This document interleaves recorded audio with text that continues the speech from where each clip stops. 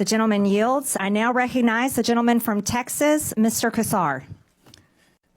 This subcommittee is supposedly about looking into waste, fraud, and abuse. So I'd like to start talking about independent inspector generals who are supposed to be looking into waste, fraud, and abuse.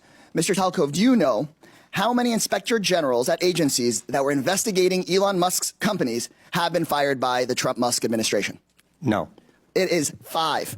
Ms. Royal, the Inspector General of the Department of Labor had 17 open investigations into Tesla and SpaceX. Do you know what the Trump-Musk administration did to that Inspector General? No. They fired him, and I think you all know. Mr. Whitson, the Inspector General of the Department of Transportation was investigating Tesla. Do you know what the Trump-Musk administration did to that Inspector General? No. They were fired. The Department of Defense's Inspector General was looking into SpaceX. Mr. Hedler, do you know what the Trump-Musk administration did to that Inspector General? I believe he was fired. Thank you. I think everybody on the panel knows what the answer to these questions were.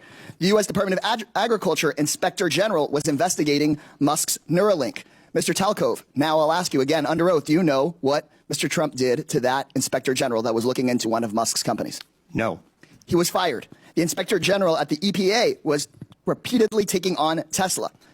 Mr. Hedler, since it seems that you're answering the questions that everybody knows the answer to, do you know what the Trump-Musk administration did to that Inspector General?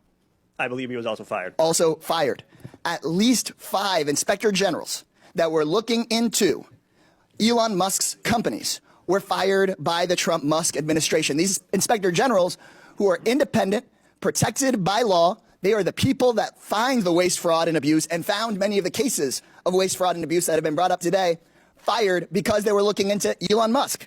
At the NLRB, the National Labor Relations Board, which is supposed to protect workers from getting their unions busted by folks like Elon Musk, made functionally broken by the so-called Department of Government Efficiency that really is the Department of Government Efficiency for Elon Musk, not for you.